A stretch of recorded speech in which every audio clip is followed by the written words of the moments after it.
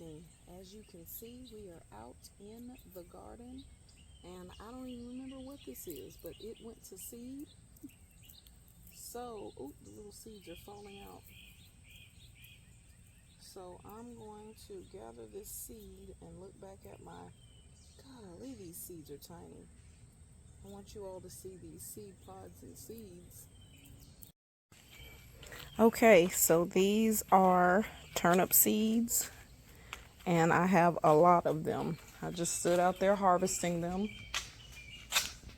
and I'm gonna go harvest some more, but I need to get something to put them in. So let's find that. So my husband bought me this Lush and Do set a couple of years ago, and I have some empty vials for that. So I'm going to use those to collect these beet seeds. Okay, this is so cool because when you collect this is literally life in a vial. And it's life that grew right here on my little plot of ground that I have. And it just brings me so much joy.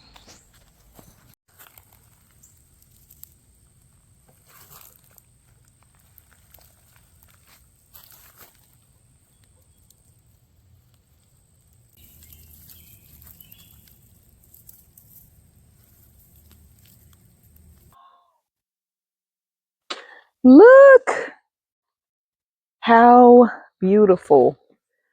Oh my gosh, I bet you didn't know dahlias. Woo, get out of here, mosquito. Dahlias are edible. So we have quite a bit to do today, but that's always good. This is Edo, Egyptian walking onions, strawberries and marigolds. Couldn't resist. Okay, please excuse the sound of somebody mowing in the background. Hopefully the microphone is working well. But we're going to get these planted really quickly.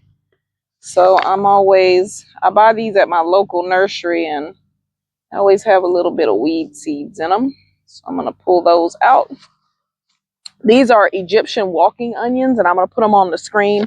They bulb at the top, and they call them walking onions because as they bulb up and then they fall over, creating like a walking. And so you get bulbs all over the place.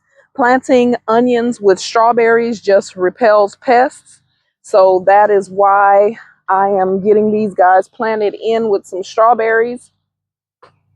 And I think I'm going to plant those down on that end and kind of space them out a bit. This is a pumpkin plant right here. So I think I want to leave a little space for this pumpkin to grow. Well, I want it to spill over, so I'm going to plant those down there, maybe a little less. Maybe we'll switch this out. Plant those right there. Put those right there. Yeah, that way they can kind of spill over, but also protect these strawberries. So companion planting is something that you definitely want to do. You want to companion plant because when you do that, you're using natural processes to alleviate pest pressure and to give you the benefit of your soil biome being strengthened. Oh, goodness, these are about root bound. Look at all those roots. I'm actually going to divide this up and plant half in the middle and half on the end. Oh, look at those roots. Beautiful. That's going to go right there. This is going to go right here.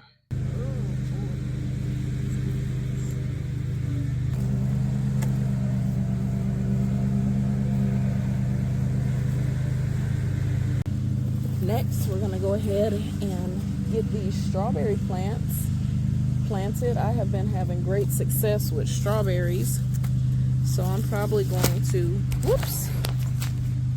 I'm going to keep it up. And I've essentially planted a strawberry patch this year. I'm going to sit these where I want them to go.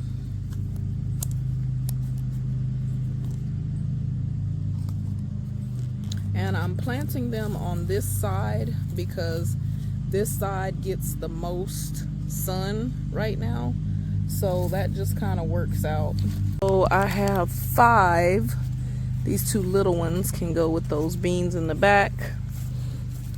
This bigger one, let's see, we can do bigger ones. This one and this one, and replace it with this smaller one. And then I just have one smaller one, and we can go ahead and do a strawberry in this back corner. I think that'll be fine. I actually think we'll do a couple back there. That'll be fine.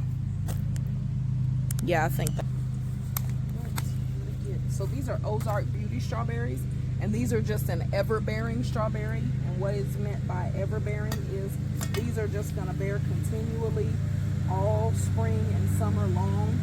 Unlike, there's another variety called June bearing, and of course they bear right around June for one big harvest. People use those, the June bearing. I'm gonna pick all these little berries off, give this plant time to establish. People plant June bearing strawberries because they want that big bumper crop to can, to make all their jams and jellies, preserves, all at once. I prefer strawberries for fresh eating because even though I know how to can, I have not gotten into the canning aspect of having strawberries as much.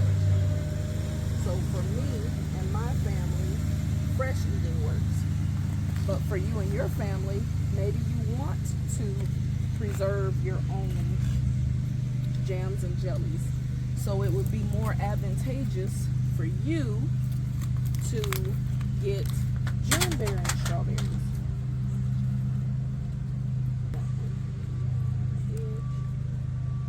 Nice. I've got some cups.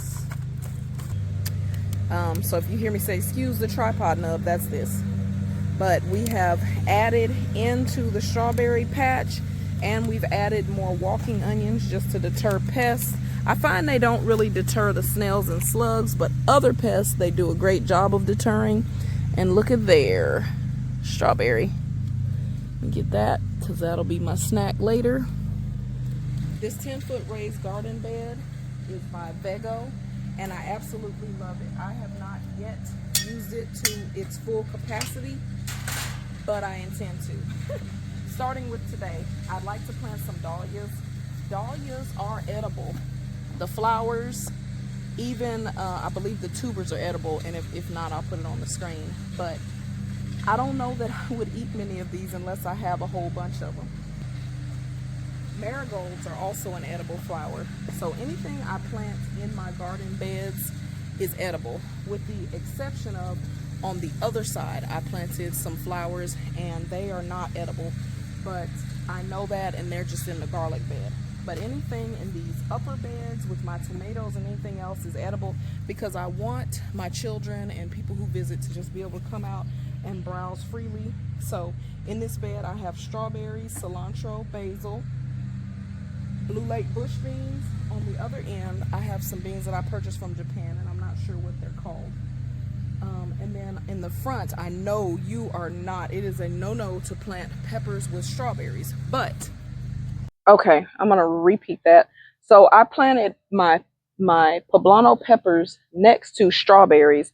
Guys, that is a huge no-no because they can carry the same diseases, and they also have kind of the same mineral needs, so you need to fertilize heavier.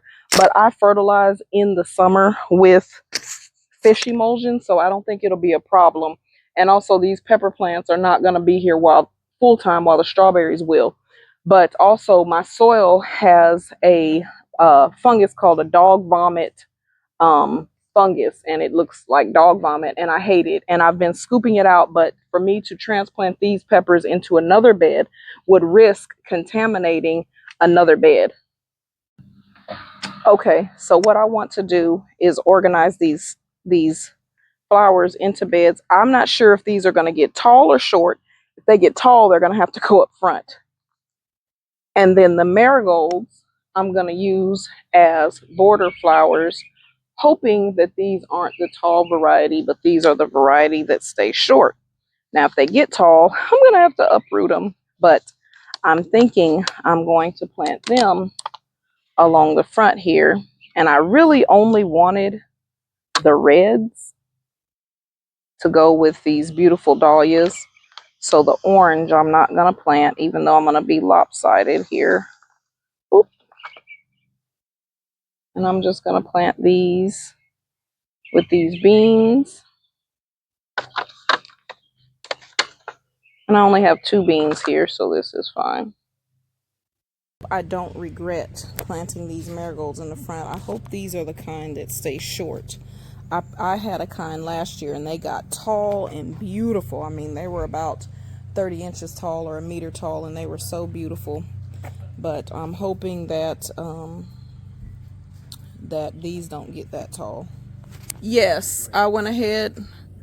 I'm gonna walk y'all over here. I went ahead and trellised those because it was putting out its little tendrils. So I figured it was ready to climb, and it was kind of just out in space. So I trellised it on here, so hopefully it'll climb up this. Hopefully it'll get taller than this, but we'll see. If the rain come on, I know it will. I know it will. You got that right.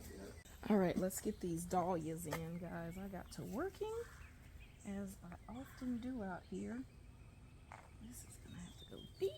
There we go. Get her in there.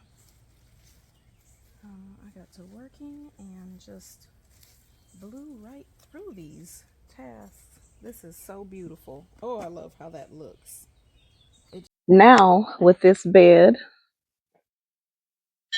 relatively, or not relatively, well, it is relatively planted out as a whole, but with it being planted out, let me get you on a wider frame. So just seeing how beautiful those dahlias are with the marigolds. Oh my gosh, it is scrumptious out here, you all. I think this 2026 garden is going to be one of my favorite. I can't wait for these bush beans to do their thing. I think everything up here is just kind of suffering from the lack of sunlight that I have here. I may also go ahead and add 4 more strawberries here. So my goal is to add an in-bed composter here and to leave space for Oyas, because Oyas would help me to water without having to like top water so much. But this bed is just turned out fantastic. I haven't even put a dent in this bed's capabilities, but as the summer progresses, as it gets warmer, the plants will grow and it will fill in, and it's just beautiful. This 10-foot garden bed is like my favorite thing ever right now. I'm going to go ahead and go back here and plant this one. I love that feature as well. This one lone marigold back here, all by its lonesome, but these are turning out to be my absolute favorite tomatoes. And these are mortgage lifters, and look how big the blossoms are. I normally don't plant bigger tomatoes, but these guys, oh, they're just so delicious. I mean, look how beautiful. I mean, I don't know what the plant tastes like, but just the look of them, how thick the leaves are and how deeply veined they are. These are just exceptional plants. I have 4 mortgage lifter tomatoes and a volunteer cantaloupe back there, that we're just going to see what it does. And back there, so there that is, going on up. Okay, so I had put a dying plant in the bottom of this. I think this has a hole in it. Oh, it does have holes. Okay, this pot is massive, and I'm going to mix my own garden soil.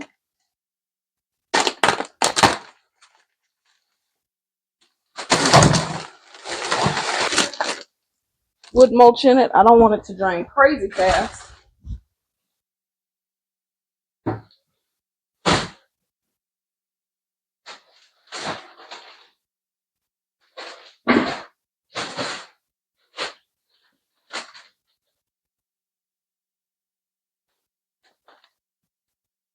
But I also don't want it to hold a bunch of water. This project is gonna be, I won't see the fruit of this until next year.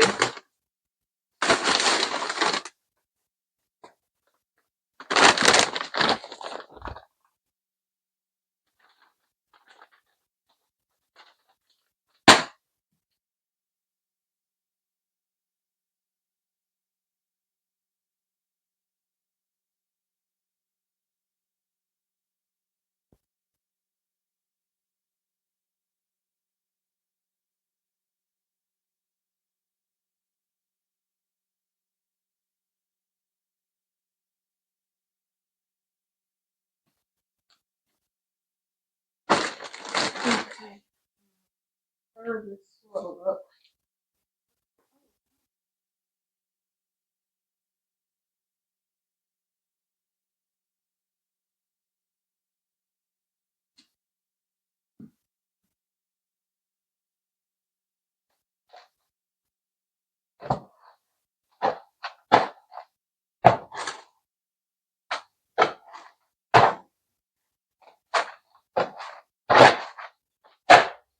But now I'm going to do black cow on top because there's just nothing better than black cow. And I'm gonna plant, and I'm sad because this cracked when I dropped it. I'm gonna have to get rid of it. And I'm not gonna mix this black cow in because these are pretty deep. I'm just gonna plant into the black cow. Okay, this is a grand experiment.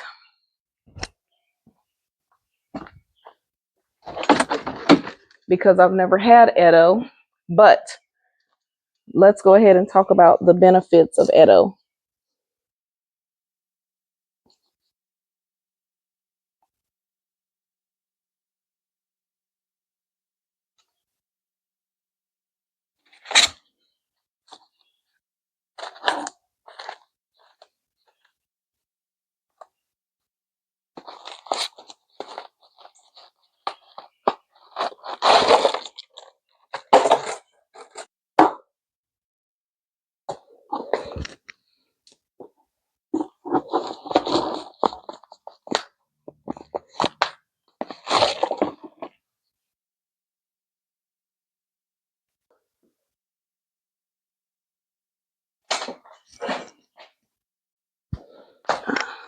Let's get this in place. Whoa, that is heavy. This place is gonna be right here for the season. Wonderful. And I hope it gets enough sun. Beautiful.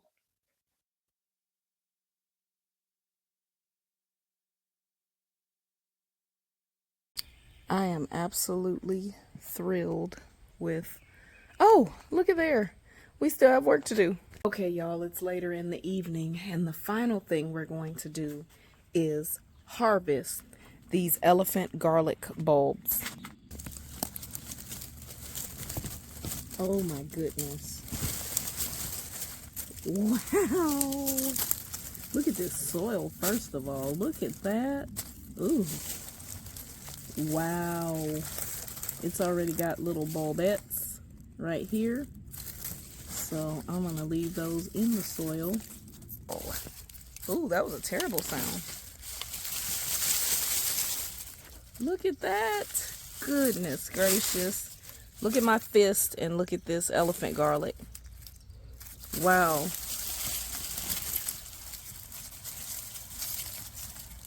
Bulbettes going around here. Here's another one. And I'm going to plant those.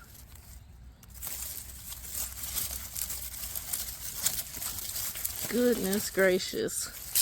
I will definitely be planting elephant garlic again. Oh my goodness. Wow. I am so happy with this harvest. We're bringing out my husband. Look at this guy. Oh my goodness. Wow. Look. Oh. Man, look at that. Whoa. How will I use this? I don't know. Oh, my goodness. Look at this one. It might be bigger. Man, you smell that too. That smells delicious. The richness of the soil. Yes, isn't it black? Look how dark that soil You is. smell the garlic as well. Oh, wow. I'm gonna pick up the others. So I have to use some of them just to replant as seed garlic. But yeah, this is a good harvest for an man. You can smell it. I wonder if we roasted it. In olive oil? You better stop. I ain't gonna stop.